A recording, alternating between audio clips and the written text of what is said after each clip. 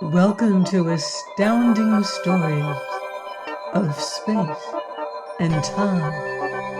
I'm Martell, reading Storm Over Warlock by Andre Norton. Chapter 8, Utgard. A wind from the west sprang up an hour before sunset, lashing waves inland until their spray was a salt mist in the air, a mist to sodden clothing, plaster hair to the skull, leaving a brine slime across the skin. Yet Thorvald hunted no shelter, in spite of the promise and the rough shoreline at their backs. The sand in which their boots slipped and slid was coarse stuff, hardly finer than gravel, studded with nests of drift, bone white or grayed or pale lavender, smoothed and stored by the seasons of low tides and high, seasonal storms and hurricanes. A wild shore and a forbidding one, to arouse Shann's distrust. Perhaps a fitting goal for that disguiding. Shann had tasted loneliness in the mountains, experienced the strange world of the river at night, lighted by the wan radiance of glowing shrubs and plants, forced the starkness of the heights. Yet there had been through all that journeying a general resemblance to his own past on other worlds. A tree was a tree, whether it bore purple foliage or was red-veined. A rock was a rock, a river a river. They were equally hard and wet on Warlock or Tyr. But now a veil he could not describe, even in his own thoughts, hung between him and the sand over which he walked, between him and the sea which sent spray to wet his torn clothing, between him and that wild rack of long-ago storms. He could put out his hand and touch sand, drift, spray, yet they were a setting where something lay hidden behind that setting. Something watched, calculatingly, with intelligence, and a set of emotions and values he could not share. Storm coming. Thorvald paused in the buffeting of wind and spray, watching the fury of the tossing sea. The sun was still a pale smear just above the horizon, and it gave light enough to make out that trickle of islands melting out to obscurity.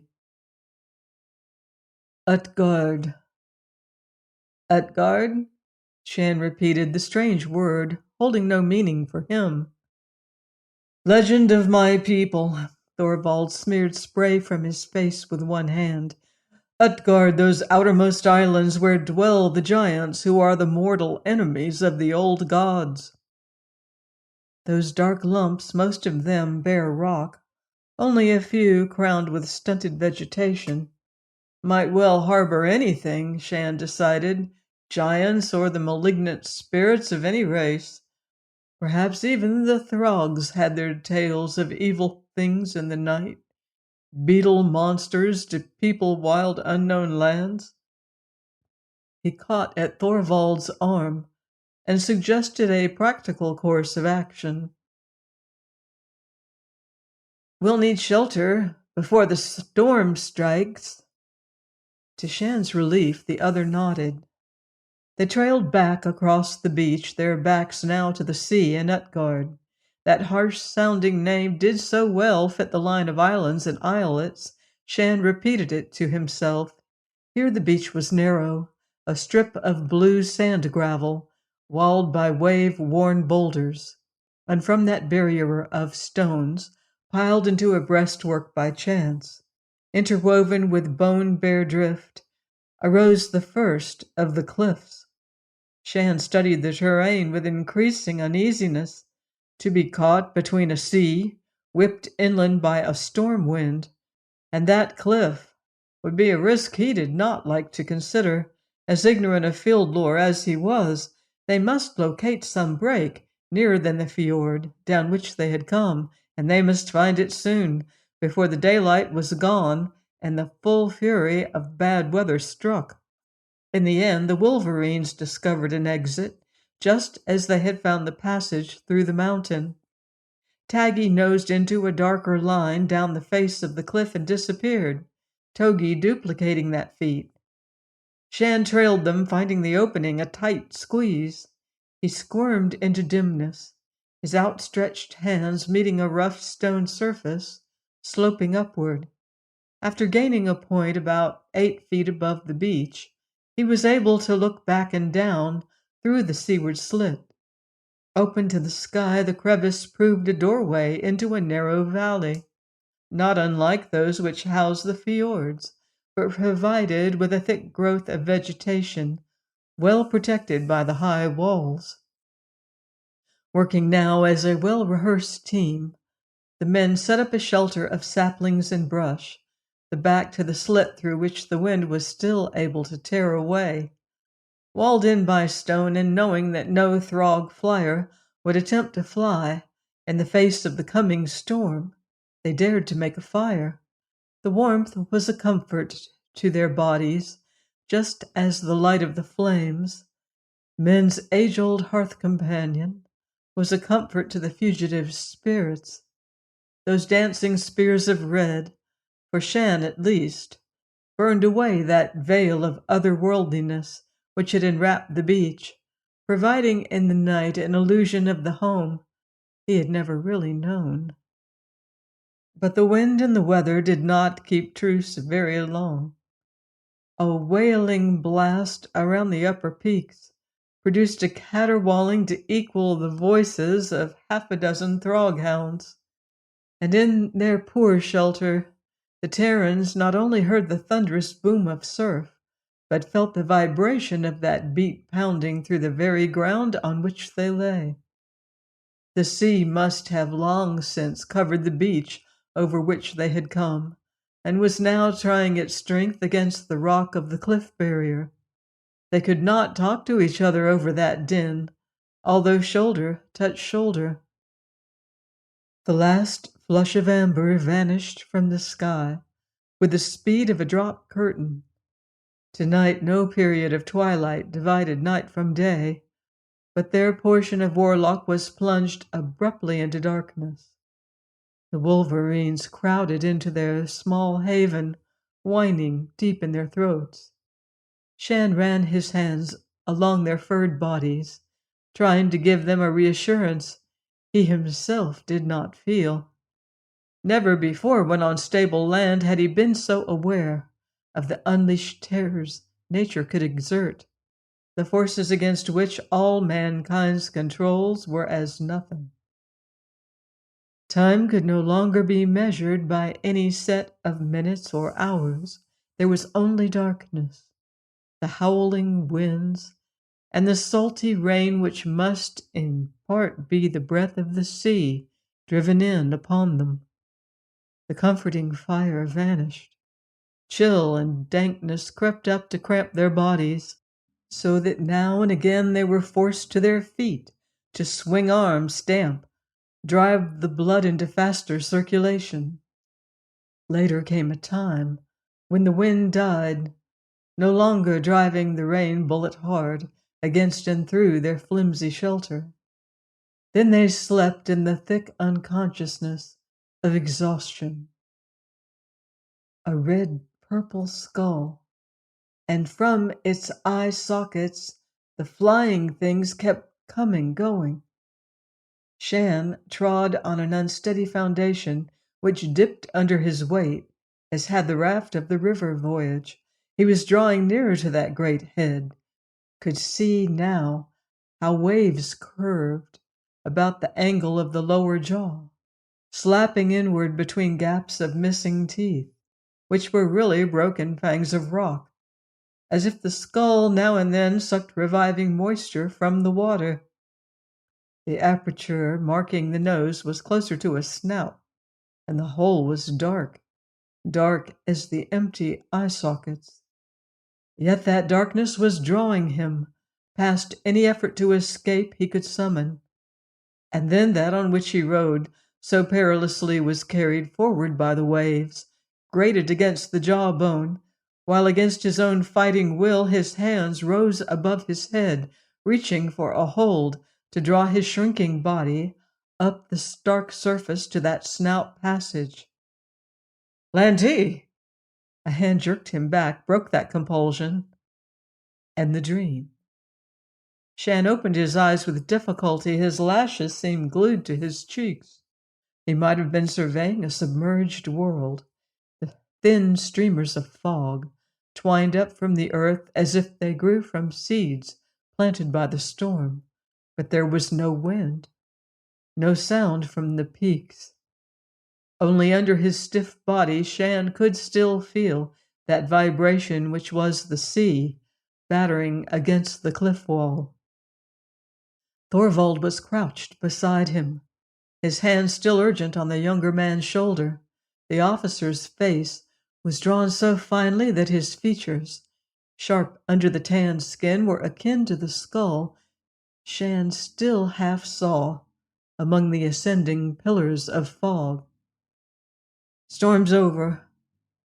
Shann shivered as he sat up, hugging his arms to his chest, his tattered uniform soggy under that pressure. He felt as if he would never be warm again. When he moved sluggishly to the pit, where they had kindled their handful of fire the night before, he realized that the wolverines were missing. Taggy? His voice sounded rusty in his own ears, as if some of the moisture thick in the air about them had affected his vocal cords. Hunting. Thorvald's answer was clipped. He was gathering a handful of sticks from the back of their lean-to, where the protection of their own bodies had kept that kindling dry. Shann snapped a length between his hands, dropped it into the pit. When they did coax a blaze into being, they stripped, wringing out their clothing, propping it piece by steaming piece on sticks by the warmth of the flames. The moist air bit at their bodies as they moved briskly, striving to keep warm by exercise. Still the fog curled, undisturbed by any shaft of sun. "Did you dream?" Thorvald asked abruptly. Yes, Shann did not elaborate, disturbing as his dream had been. The feeling that it was not to be shared was also strong as some order. "And so did I," Thorvald said bleakly. "You saw your Skull Mountain?" "I was climbing it when you awoke me," Shann returned unwillingly. "And I was going through my green veil when Taggy took off and wakened me. You are sure your skull exists?"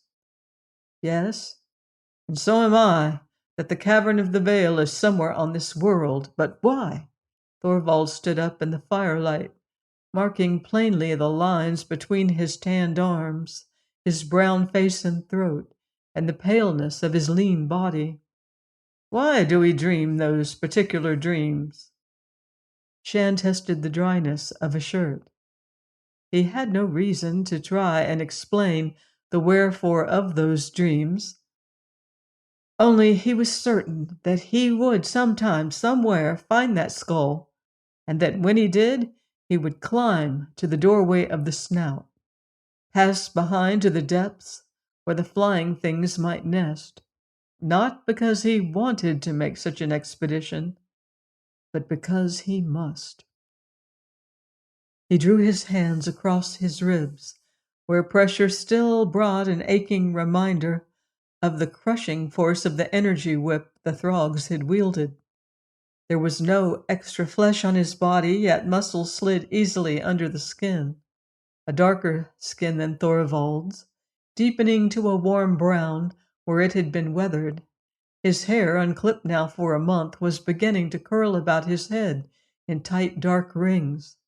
Since he had always been the youngest, or the smallest, or the weakest in the world of the dumps, of the service, of the team, Shann had very little personal vanity. He did possess a different type of pride, born of his own stubborn achievement in winning out over a long roster of discouragements, failures, and adverse odds. "Why do we dream?" He repeated Thorvald's question. No answer, sir. He gave the traditional reply of the service recruit. And a little to his surprise, Thorvald laughed with a tinge of real amusement. Where do you come from, Lanty? He asked as if he were honestly interested. Tyr. Kaldun Mines. The survey officer automatically matched planet to product. How did you come into survey? Shann drew on his shirt. Signed on as casual labor. He returned with a spark of defiance. Thorvald had joined the service the right way as cadet, then a team man, finally an officer, climbing that nice, even ladder with every rung ready for him when he was prepared to mount it. What did his kind know about the labor barracks where the dull-minded, the failures, the petty criminals on the run lived hard under a secret social system of their own? It had taken every bit of physical endurance and energy, every fraction of stubborn will Shann could summon, for him to survive his first 3 months in those barracks, unbroken and still eager to be survey. He could still wonder at the unbelievable chance which had rescued him from that, merely because Training Center had needed another odd hand to clean cages and feed troughs for the experimental animals. And from the center he made a team, because when working in a smaller group, his push and attention to duty had been noticed and had paid off. 3 years it had taken, but he had made team stature. Not that that meant anything now. Shann pulled his boots on over the legs of rough, dried coveralls and glanced up, to find Thorvald watching him with a new questioning directness. The younger man could not understand. Shann sealed his blouse and stood up, knowing the bite of hunger, dull but persistent. It was a feeling he had had so many times in the past that now he hardly gave it a second thought. Supplies? He brought the subject back to the present and the practical. What did it matter why or how one Shann Lanty had come to Warlock in the first place? What we have left of the concentrates we had better keep for emergencies. Thorvald made no move to open the very shrunken bag he had brought from the scout ship. He walked over to a rocky outcrop and tugged loose a yellowish tuft of plant, neither moss nor fungi, but sharing attributes of both. Shann recognized it without enthusiasm as one of the varieties of native produce which could be safely digested by Terran stomachs. The stuff was almost tasteless and possessed a rather unpleasant odor. Consumed in bulk, it would satisfy hunger for a time. Shann hoped that with the wolverines to aid, they could go back to hunting soon. However, Thorvald showed no desire to head inland where they might expect to locate game. He disagreed with Shann's suggestion for tracking Taggy and Togi when those two emerged from the underbrush, obviously well fed and contented after their early morning activity. When Shann protested with some heat, the other countered. Didn't you ever hear of fish, Lanty? After a storm such as last night's, we ought to discover good pickings along the shore. But Shann was also sure that it was not only the thought of food which drew Thorvald back to the sea. They crawled back through the bolt hole. The beach of gravel sand had vanished, save for a narrow ribbon of land just at the foot of the cliffs, where the water curled in white lace about the barrier of boulders. There was no change in the dullness of the sky. No sun broke through the thick lid of clouds, and the green of the sea was ashen to gray, which matched that overcast, until one could strain one's eyes trying to find the horizon, unable to mark the dividing line here between air and water. Utgard was a broken necklace, the outermost island beads lost, the inner ones more isolated by the rise in water, more forbidding. Shann let out a startled hiss of breath. The top of a nearby rock detached itself, drew up into a hunched thing of armor-plated scales and heavy, wide-jawed head. A tail cracked into the air, a double tail split into equal forks for halfway down its length. A leg lifted as a forefoot webbed, clawed for a new hold. This sea beast was the most formidable native thing he had sighted on Warlock. Approaching in its ugliness the hound of the Throgs. Breathing in labored gusts, the thing slapped its tail down on the stones with a limpness which suggested that the raising of that appendage had overtaxed its limited supply of strength. The head sank forward, resting across one of the forelimbs. Then Shann sighted the fearsome wound in the side, just before one of the larger hind legs, a ragged hole through which pumped, with every one of those breaths, a dark purplish stream, licked away by the waves as it trickled slickly down the rock. "What is that?" Thorvald shook his head. "Not on our records," he replied absently, studying the dying creature with avid attention. "Must have been driven in by the storm. This proves there is more in the sea than we knew." Again the forked tail lifted and fell. The head raised from the forelimb, stretching up and back until the white underfolds of the throat were exposed, as the snout pointed almost vertically to the sky. The jaws opened, and from between them came a moaning whistle, a complaint which was drowned out by the wash of the waves. Then, as if that was the last effort, the webbed, clawed feet relaxed their grip of the rock, and the scaled body slid sideways out of their sight into the water. There was a feather of spume to mark the plunge, and nothing else. Shann, watching to see if the reptile would surface again, sighted another object, a rounded shape floating on the sea, bobbing lightly as had their river raft. "Look!" Thorvald's gaze followed his pointing finger, and then before Shann could protest, the officer leaped outward from their perch on the cliff to the broad rock where the scaled sea-dweller had lain moments earlier. He stood there, watching that drifting object with the closest attention, as Shann made the same crossing in his wake. The drifting thing was oval, perhaps some 6 feet long and 3 wide, the midpoint rising in a curve from the water's edge.